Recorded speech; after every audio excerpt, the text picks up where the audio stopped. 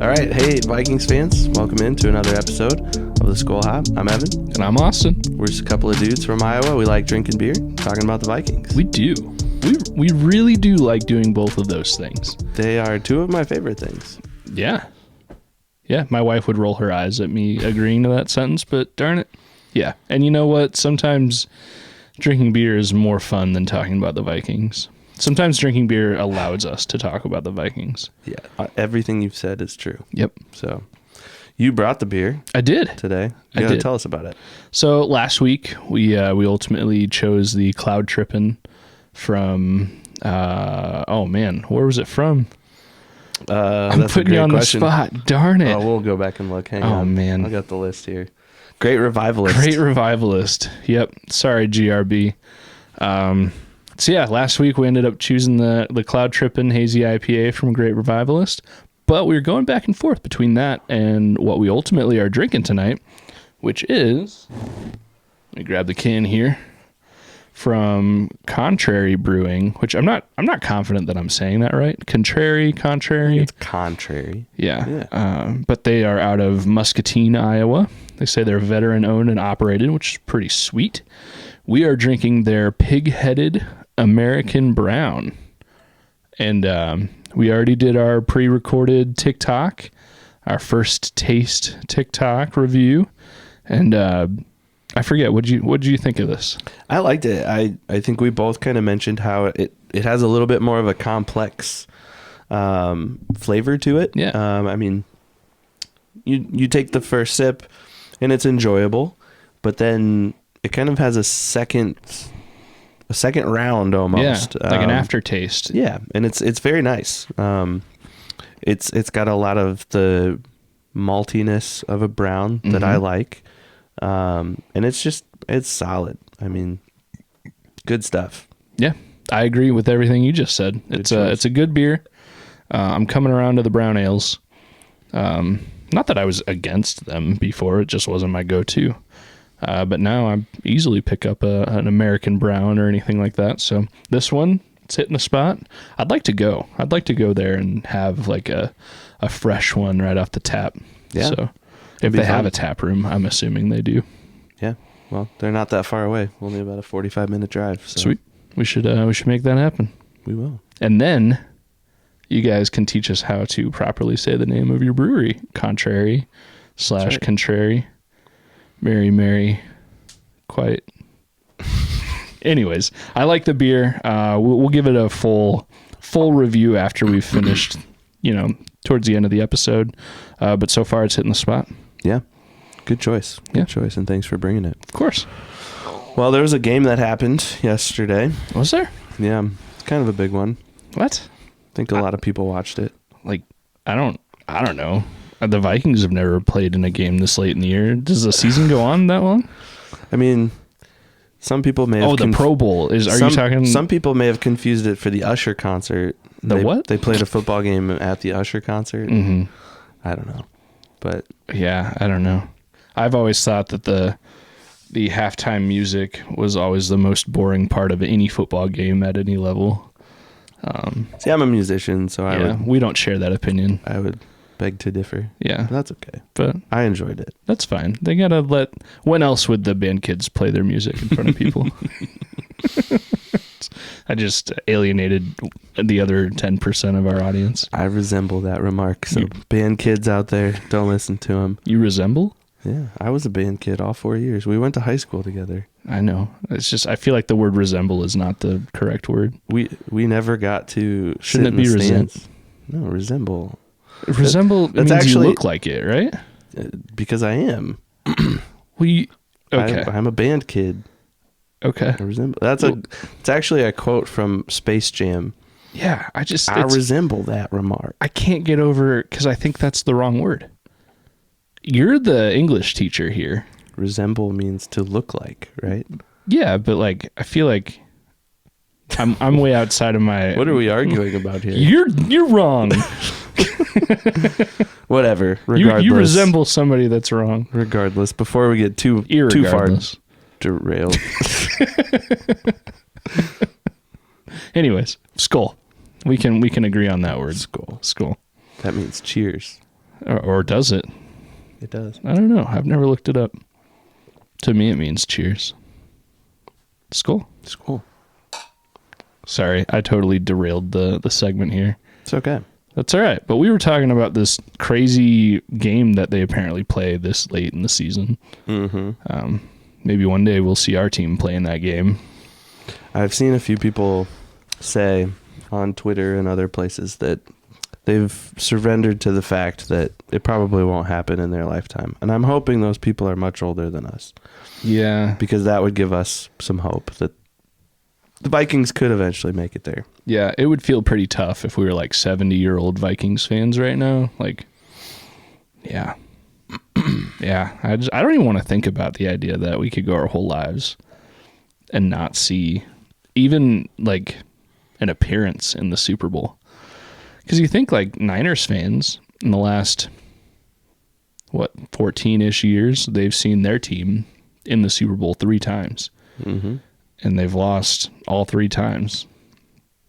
And like, they're not any more successful Super Bowl wise than the Vikings are. It's just, yeah, that's a little deflating to think about. As a franchise, they have some wins. Oh, Don't they yeah. have like 4 Super Bowl wins? Oh yeah, they were dominant in like the 80s and 90s. Yeah. But I mean, lately, it's just all Chiefs all the time. 3 wins in 5 years? It's crazy. Yeah. Is what that is. It's crazy. Yeah. I mean, there are whole Lions stretches of 5 years seasons that they don't have 3 regular season wins. So that's true. That is true. Yeah. Well, I'm going to just be honest. I didn't watch every waking minute of that game. You weren't awake every minute of that game? I wasn't. I fell asleep. Oh. And I woke up to find out that it had gone into overtime.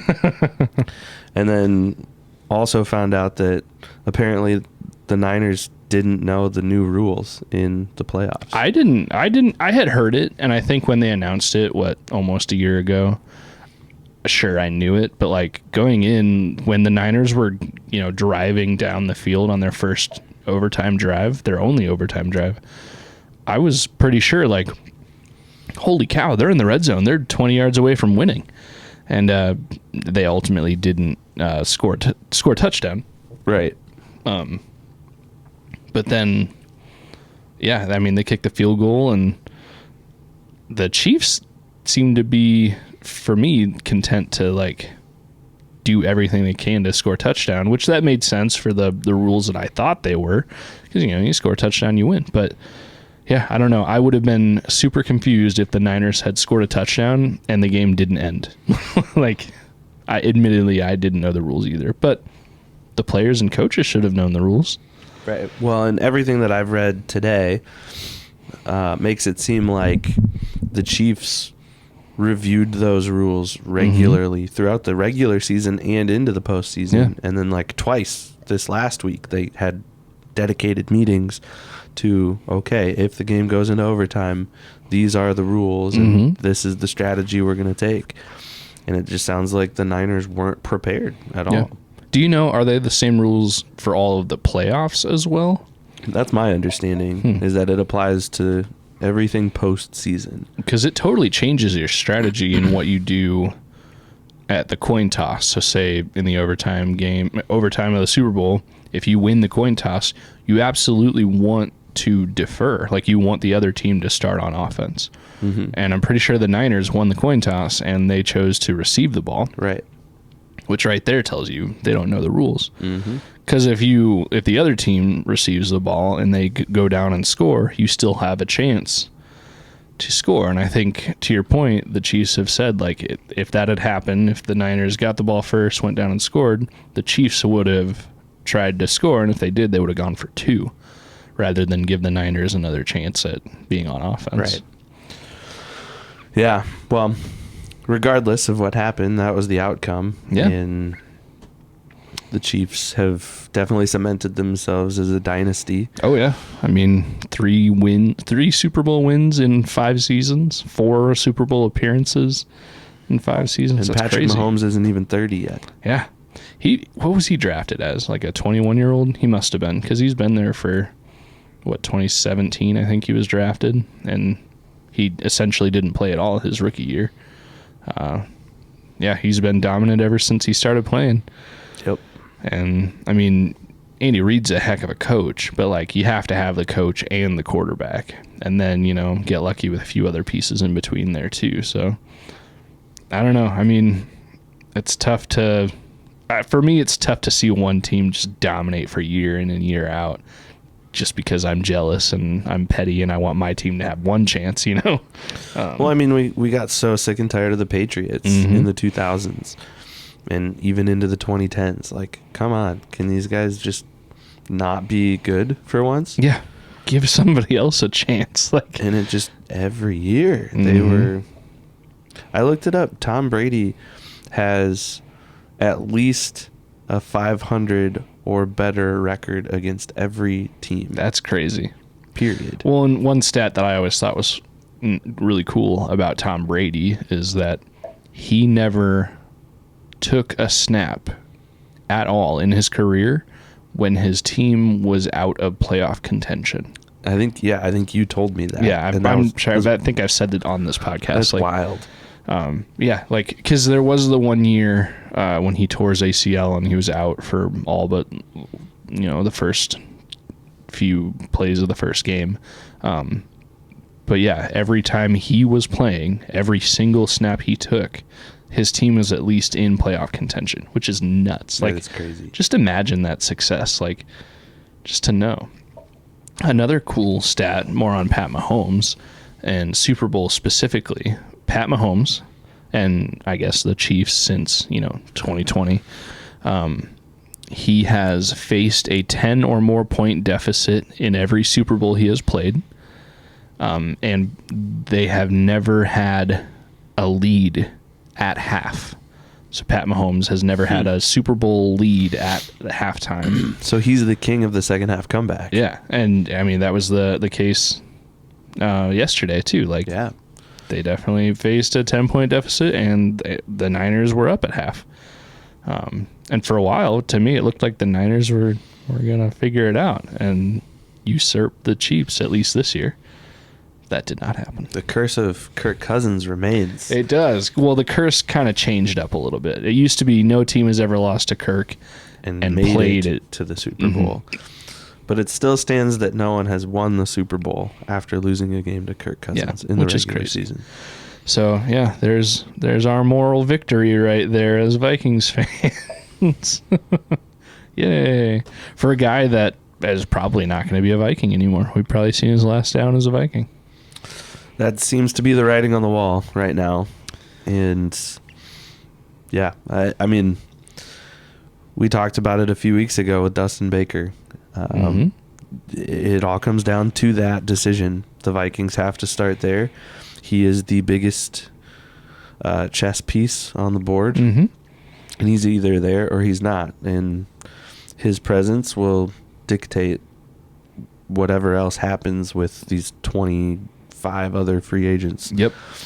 And I mean, just looking at him and the rest of the league too, him being Kirk is without a doubt the best available quarterback to anyone at this moment, outside of some crazy blockbuster trade. But like, I don't know, who could you trade for that is better than Kirk? Like, you could argue Justin Herbert. You could probably throw the farm at I almost said San Diego, at LA, and maybe get him from the Chargers, but even then you're spending more in capital than you would ever spend to just hand Kirk a contract. I feel like Harbaugh wants to keep Herbert there. Yeah, and that's just like, I don't know who else you could even, I mean, Mahomes is never going to be available. You're not going to get him from Kansas City. Yeah, I mean, Lamar Jackson, he's, you know, never going to be available. Jalen Hurts, he's never going to be available. You know, like these big name guys, you're not just going to be able to get them because the price would be something like your next 40 first round picks, you know? So Kirk is definitely the best available quarterback to any team right now, which means he's going to get his requisite contract. Like, the quote unquote hometown discount just feels like it gets to be a higher number every time you think about it. Right. Well, and it doesn't help anything that what's his name from New York has kind of set the floor for the market. Yeah, Daniel Jones. Daniel Jones. Mm-hmm. There it is. Yeah.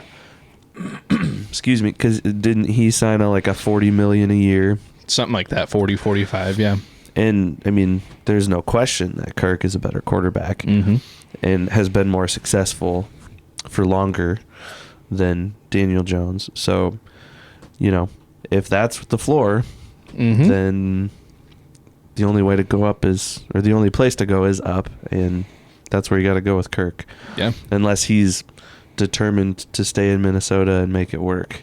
Which I could see that. Like, he's definitely got some longevity in Minnesota, has some pride. You know, he even mentioned in one interview, like, if we went somewhere else, I'd have to find another kindergarten class that we liked for our kids, you know, like, but he did mention, like, there's good kindergarten classes everywhere, I guess, but he's been very careful with his words since the season ended, and he's done a good job of, I'm sure he knows a lot more than he's willing to let on. Oh, yeah. He's done a very good job of keeping that under wraps. But we'll see what happens. It'll be an interesting few months here early in the off season. Yeah, I don't know. I feel like my gut is that I want them to move on and draft a guy, and even if that means we've got a poor couple of seasons ahead, and then hopefully the guy flourishes and the team really clicks, and then you got a couple more great seasons after that, but you never know. Who knows? Well, I had the idea, I pitched this to you earlier today, we were texting, that we should mess around with Over the Cap. We sit here a lot and we just talk like we're the GM, but we found a nifty little tool to bring us one step closer to sitting in Kwesi's chair. Yeah, which again, we would both be terrible at. Oh yeah, for sure. But it's just fun to, like, hypothetically speaking, what would happen if this were the case? What would happen if we, you know, let Kirk walk in free agency and all this? So let's mess around with that. And we're going to maybe hopefully try to get a little screen capture here. And so if you're watching us, you'll be able to see Austin clicking around. This is overthecap.com. If you're not familiar with overthecap.com, I would recommend it.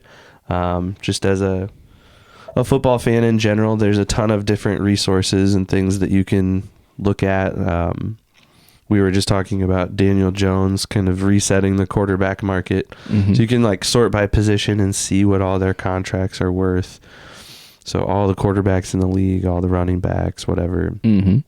But we're looking at the Vikings, and we're looking at specifically 2024, because this offseason leading into the 2024 season, I think, is the make or break. Like, they have to get it figured out. Yeah, this is definitely an altering, a franchise directional altering year for the next decade or so. Yep. So we're just gonna play around with it and see what we can't come up with. All right. So first move as the Skol Hop GM candidacy here. What are we doing? Are we signing Kirk Cousins? So how much cap space do we have? It should say up there at the top, 2024. Right. Looks like for 2024, they're saying a total cap space of $24,600,000. Yeah, well, like I've been saying, I think we've got to start with Kirk. So, well, I back up. You know what we need to do first? What do we need to do? We need to get rid of Marcus Davenport. Oh, man. All right, let's find this guy. Cut the guy. Get rid of him. I feel like, doesn't his contract expire? Like, I don't know. I feel like it expires and he shouldn't be on here, but we'll see. I'm not seeing him on the list of... He's not too far down. I'm looking at it too. Oh, you are? Maybe I missed him. He's, I don't know, 6 or 7 down. Oh, I see him. Okay. So, all right. And I would do whatever it takes to save money, so I would cut him after June 1st. All right. Post June 1st, cut Did that update? No, not yet. Do I need to... Did you click submit? Where is the submit? Oh, it's right next to him. Gray button. Got it. Okay. Let's submit that guy. All right. Now we have $29,700,000. Better. All right. Now I think we take care of Kirk here. What are we doing? Signing him long term? Well, long term. I think a long term is 2 to 3 years for Kirk with the Vikings. He may sign longer somewhere else, but I mean, if the market is set at 40, let's say 40. Oh man. All right. How do I update this? Click on the same thing that you did and then extend or renegotiate. We'll extend it. And then click the gray button. And then I think you got to type in. There we go. Okay. And that, I think, starts you with 4 seasons, and then you can click that red X on the left to delete. So I think 2 seasons for me is the sweet spot for agree. Kirk with the Vikings. At what, 36 years old right now? Yeah. Off of a devastating injury. Yeah. You don't know what you're getting. Another reason why I think maybe letting him walk. But let's see what this looks like. So you said what? What should we say? 35 a year? That'd be 2 years, $70 million. That would be a big discount. A big hometown discount, considering what Daniel Jones is getting in New York. Yeah. And I may not be doing this right. No, I think you're doing it perfectly. Okay. And I'm not, I didn't get into like all the like signing bonus and stuff like that.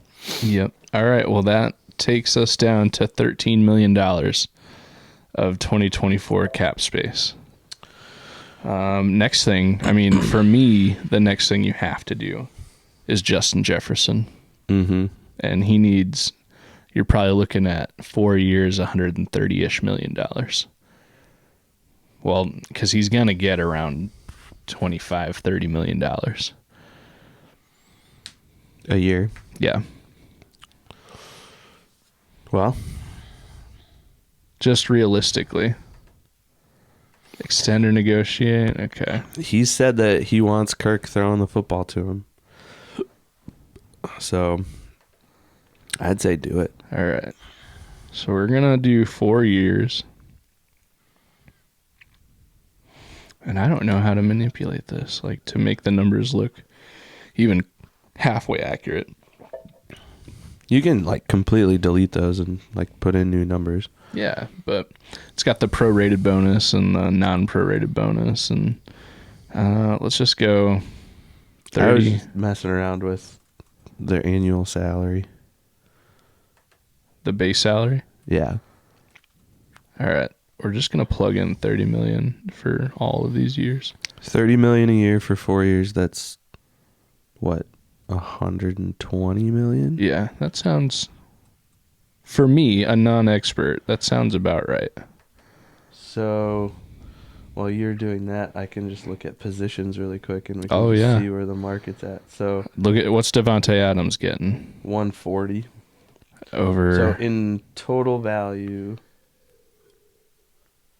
Devontae Adams is locked up in Vegas until 2027. So 5 years? 5 more years. Oh, yeah. 4 more years. Yeah. 5 including this year. Mm-hmm. And then Tyreek, 120 until 2027. Yeah. But what's interesting about Devontae is only 22 million is fully guaranteed. Interesting. Yeah, he probably got a big bonus right up front, and that was what 2-ish years ago that he's been with the Raiders. So it's kind of interesting.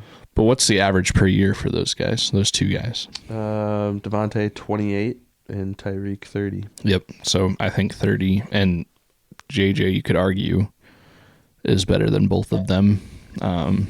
Tyreek is the more heavy argument on who's better, but it's not a foregone conclusion that JJ or Tyreek is better than the other one. That's a good argument, I think. So to say that JJ could be looking at 30 a year, to me, sounds reasonable, if not more than that. So how far over the cap are we now? Given JJ a 4-year contract at 30 a year, leaves the Vikings with $2.7 million of cap space for 2024. That does not look at rookies. That doesn't look at Daniil or Dalton Reisner or we're gonna need some more beer anybody for this. else. I mean, I'd like to re-sign Jordan Hicks. Yeah. There's a couple of free agents on that list that I think would be worth keeping around. Well, shoot. I mean, losing free agents right now, you're looking at Jordan Hicks. You're looking at Dalton Reisner, DJ Wanham, who's injured, but he's still only 27 and could come back from that injury. Promise. Anthony Barr, who may be done. KJ Osborne, who I'm fine. You can replace him with anybody. Sorry, KJ. David Quessenberry, who was a solid tackle backup, but he's 34. He's probably not coming back.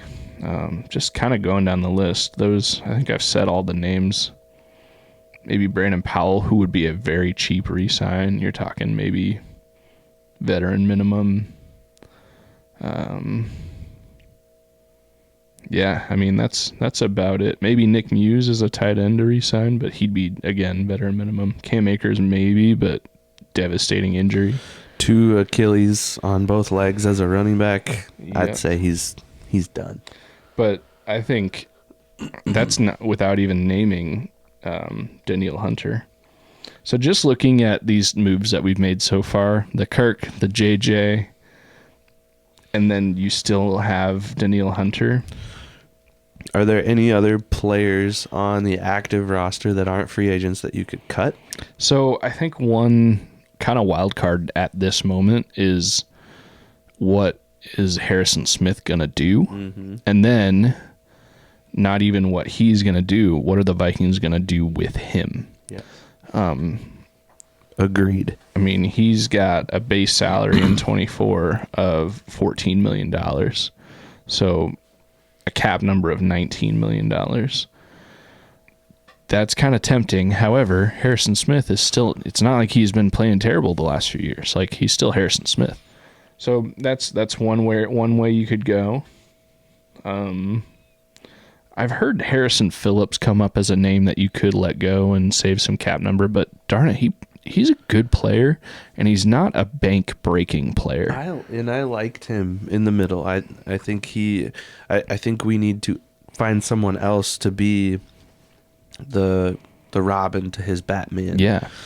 I mean, we just didn't have anybody filling those holes up front, right? Yeah. And I think that's one of the biggest needs that they've identified in the draft is that interior defensive line position. Yep.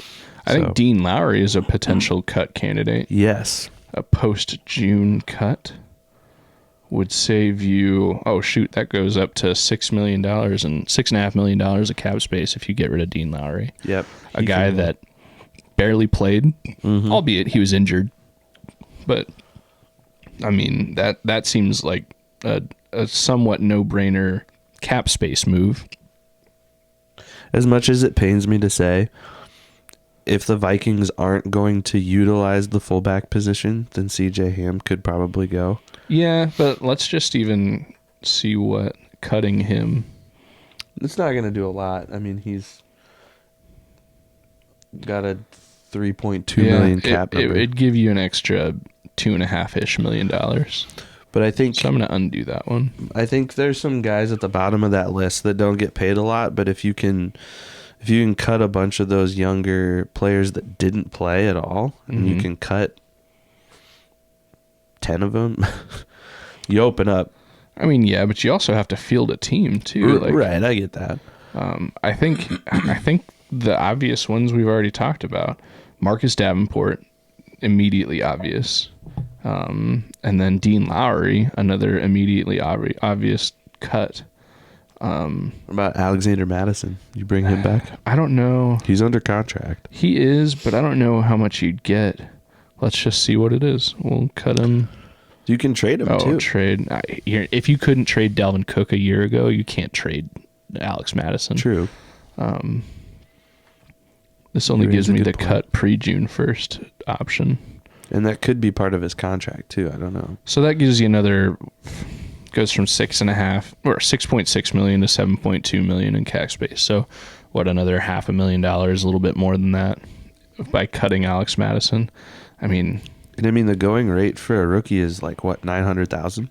Well, yeah.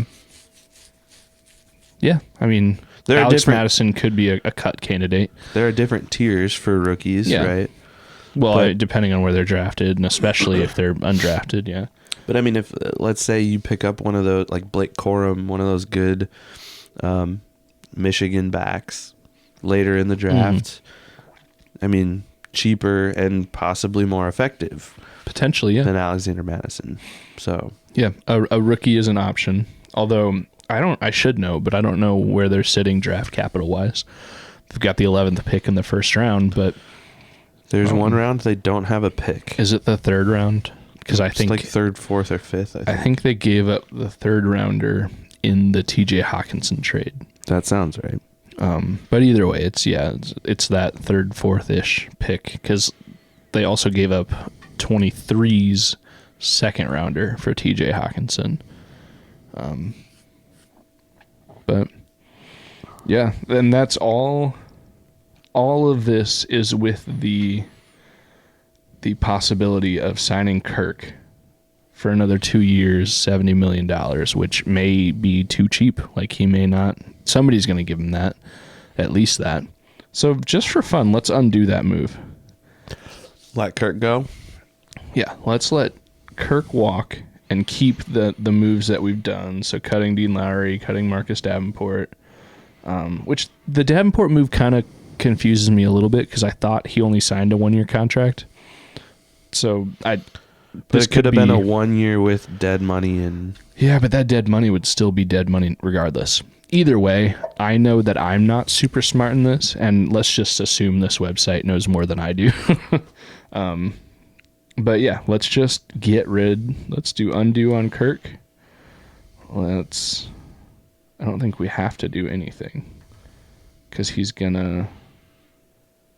contract will expire anyways. Yeah, and he'll have some dead money in future years if he walks in free agency. Yeah,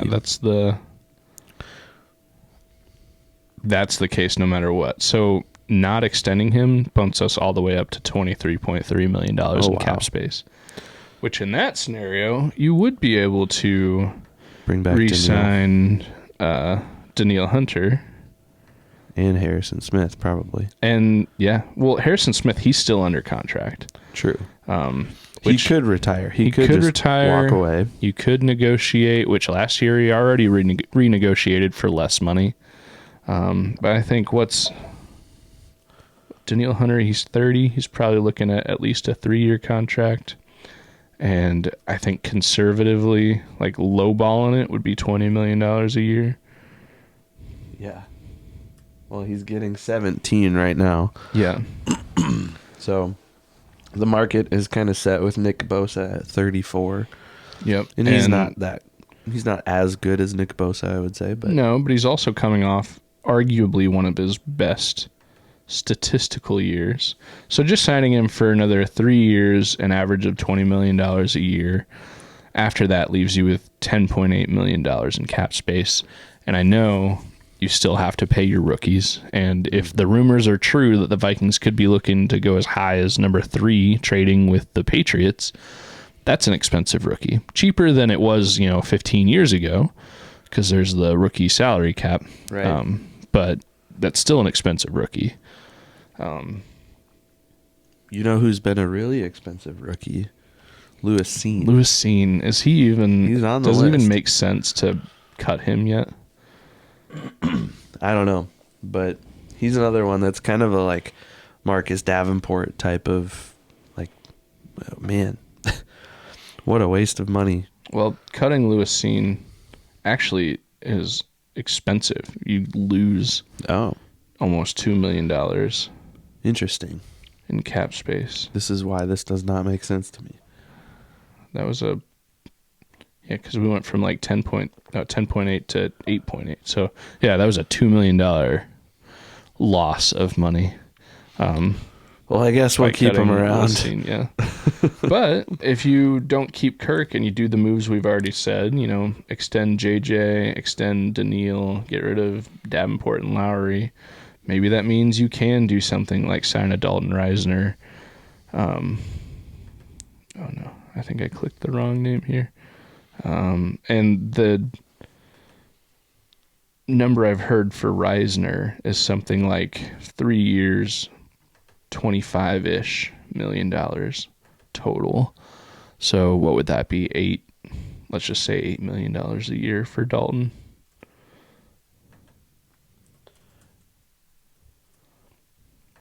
Is he on the left side or the right side?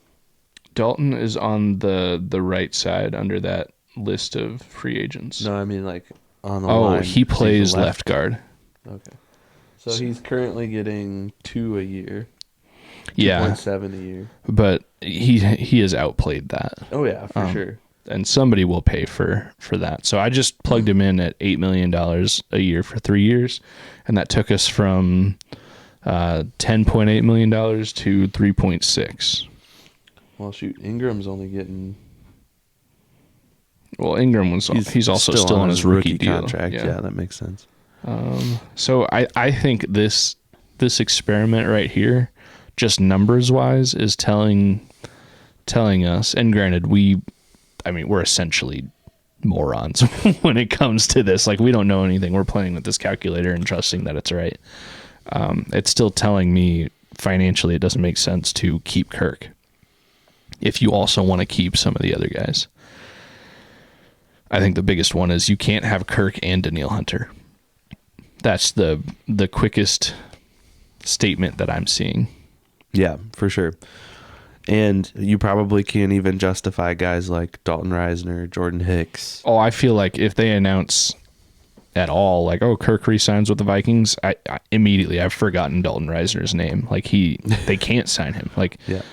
And Jordan Hicks, like he's 32. Somebody will sign him, but the Vikings won't have the money to the luxury money to sign guys like that. Well, and then you start to open up the conversation too about Tua. What? I thought you said Tua. It's up there. You open up the conversation about like mortgaging the future on the now, and just pushing all of that money down to 25 and 26 and even 27 and 28. Like, which, if you're confident, like, hey, Super Bowl, and you think like, man, I don't know how they wouldn't win the Super Bowl if they do sign Kirk. Like, if that's their thought, then shoot, do whatever you have to sign whoever you need to win the Super Bowl. If you're like on the last year of a dynasty and you need to re-up Pat Mahomes for one more year, then you do whatever you have to do to keep that dynasty going. Right. But like, to me, that's not the case. The Vikings are not in that situation. They have a better chance of winning the Super Bowl in 2024 with Kirk Cousins, I think. But then you're totally selling out and ruining the next 5-ish years of your franchise by throwing it all in for 1 year. That's not a guarantee. And potentially making like Justin Jefferson really unhappy at the end of his contract. Although Dustin Baker said, I think on his first appearance with us, that like JJ, like as long as he has an idea of who's throwing the ball. Like, yes, JJ has come out and basically said, like, I want Kirk back, which is admirable. That's a good teammate. Shows the kind of a teammate that Kirk is. But I feel like you can appease JJ. Like, if you say, like, yeah, it's not going to be Kirk, but it is going to be this incoming guy that you've heard his name. You know, not Caleb Williams probably, but who did Dustin say you wanted? Drake May? Drake May. Yeah. Like, if it's somebody that you can be like, yeah, this is who we got. We're not trying to sign, Tyrod Taylor and run it with him without a future consistent option. I hope we don't sign Sam Darnold. Yeah, I mean, for crying out loud. Holy cow, that would be terrible. Yeah. That would feel like a cop-out. However, in that scenario, if they trade up, get the third overall pick and then sign Sam Darnold and then draft whoever it is, the obvious quarterback of the future, then I can be sold on that. But like, I don't know. If it's a bridge quarterback at a reasonable rate, maybe. Mm-hmm. But I don't know. I haven't seen Sam Darnold play a winning game, I don't think. Yeah.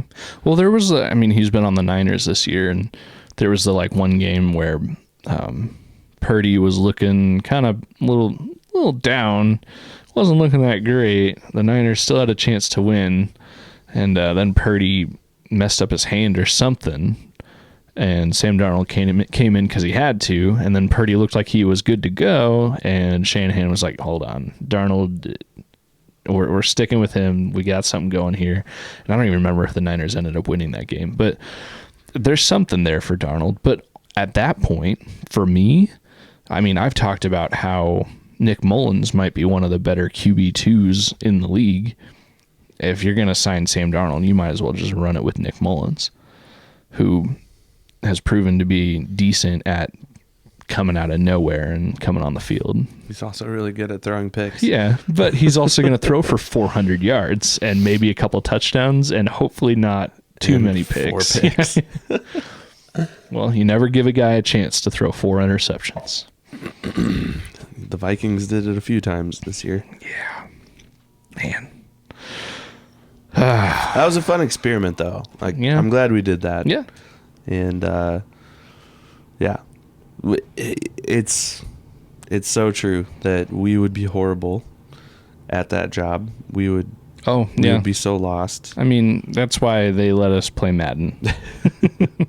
And they don't make us be the GM of our favorite team, because we would make some terrible moves probably with other people's money and lots of other people's money. I think it also just goes to show what a difficult position the Vikings are in this season. It's something's literally going to have to give. Someone will have to go, and the fan base will be upset.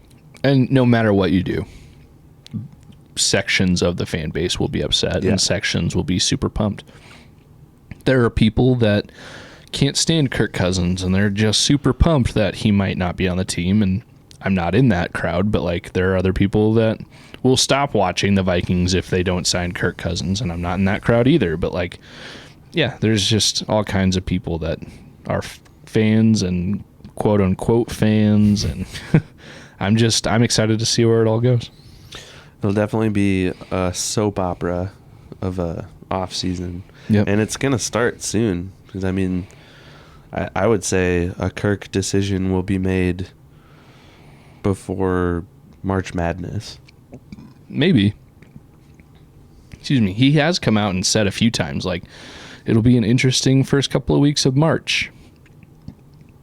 So I don't know. I think his contract has a weird early expiration date. I don't know if he's anticipating some kind of a frenzy of being a free agent. I think at this point it's fairly obvious he's going to be a free agent. He's going to get to the point that other teams can openly, without breaking any rules, negotiate with him. And that will include the Vikings. Hopefully it's already included the Vikings, but I just doing that little cap experiment there kind of proved it to me that unless you're selling out for 2024 and you can win the Super Bowl, I don't think it makes any sense to try to sell out for Kirk Cousins long term. And if they do, I'm super pumped. Let's go. Kirk is a good quarterback. On the field, he's amazing, and I love cheering for him. In the salary cap, that just makes it tough to sign other players. Well, we'll have a lot to talk about. Yeah. As that news develops, and we'll see what happens. Yeah. Maybe we can talk about that on our brewery tour that we're going to take this summer. We are definitely going to take that. And we will have lots to talk about on that, too. Yeah. Oh, yeah. And a lot of good beer to try. A lot of good beer to try. A lot of miles to drive. Maybe Big Top can give us a gas card to go on that trip a little bit. But. It's not a bad idea.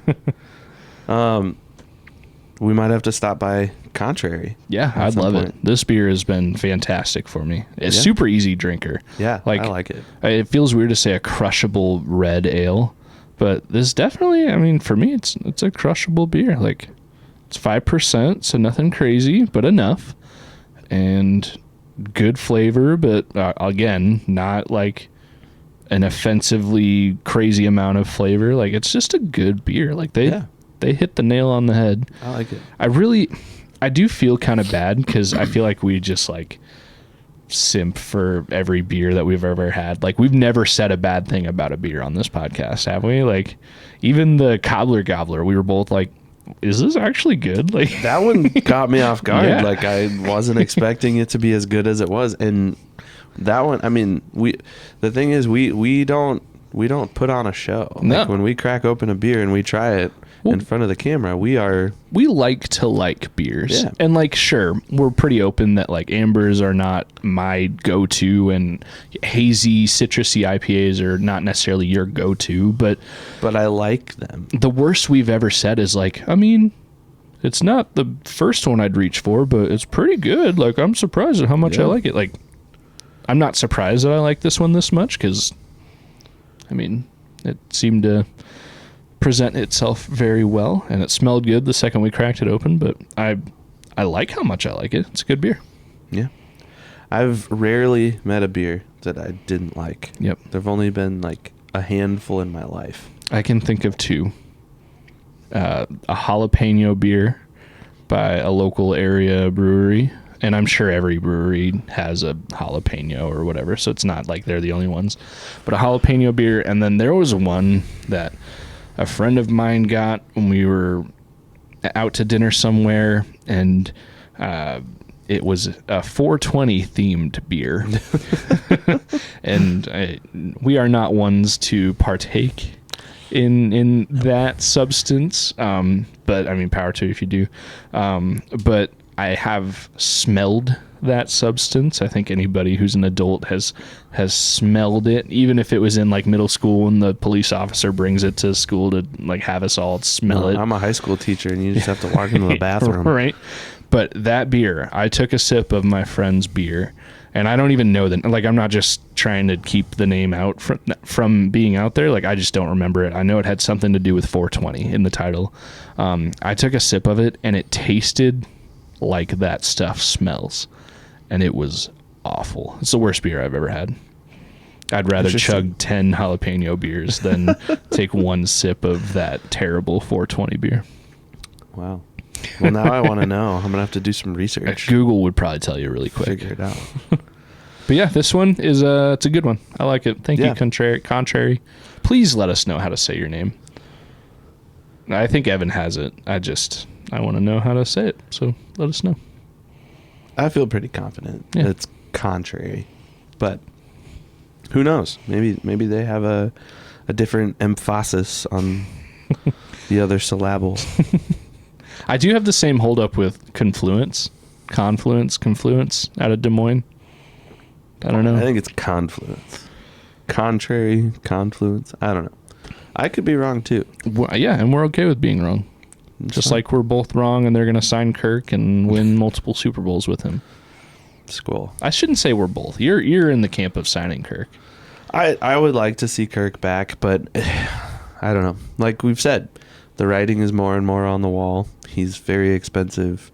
And the Vikings just don't have the money to keep him around. So I'm softening to the reality that will be the case. And I'm starting to turn my mantra of don't pay running backs almost into the don't pay Kirk, because he's not 25. He's 36 with a bum Achilles. That by all indications, he's looking good and should be healthy and hopefully great. Looked good dancing at the NFL awards the other night. Was it Cam Jordan he was standing next to?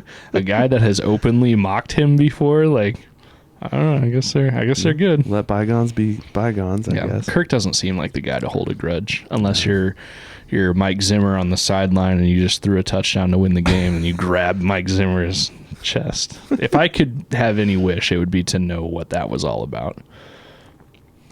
Yeah, I'm sure only a few people know all the details. If you know, let us know. Mike Zimmer, new old Cowboys defensive coordinator. Yeah, kind of making his full circle back to. I liked him as a Vikings coach overall. He did more good than bad. Yep. It made sense at the time to get rid of him, but he was a good coach. I don't disagree with you.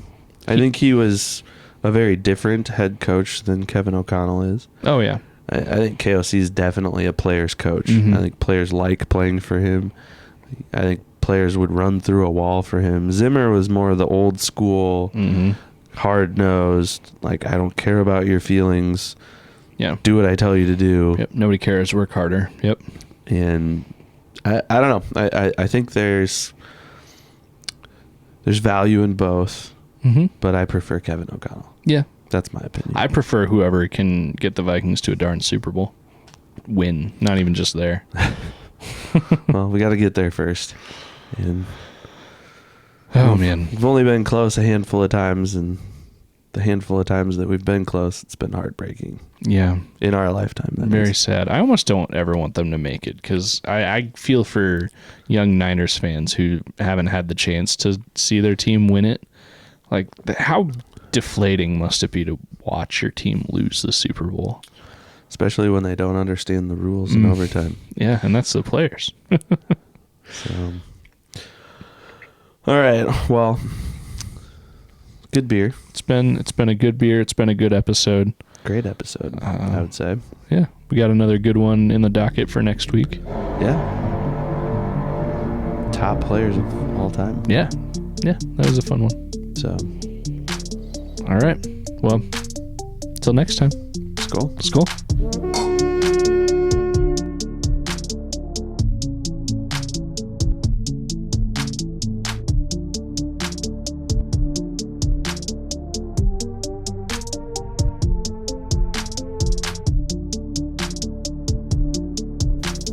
Hey Vikings fans, Evan here from the Skol Hop, and we just wanted to say thank you again so much for listening to the Skol Hop, and we also wanted to take one more opportunity to let you know that this episode of the Skol Hop has been brought to you by Big Top Ventures.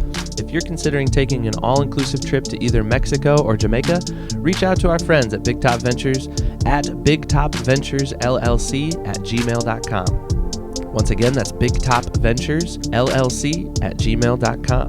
You can get the lowest rate possible on several all-inclusive resorts throughout the region. Big Top Ventures. Step right up to your next big adventure. And thanks again for listening to the Skol Hop. Skol.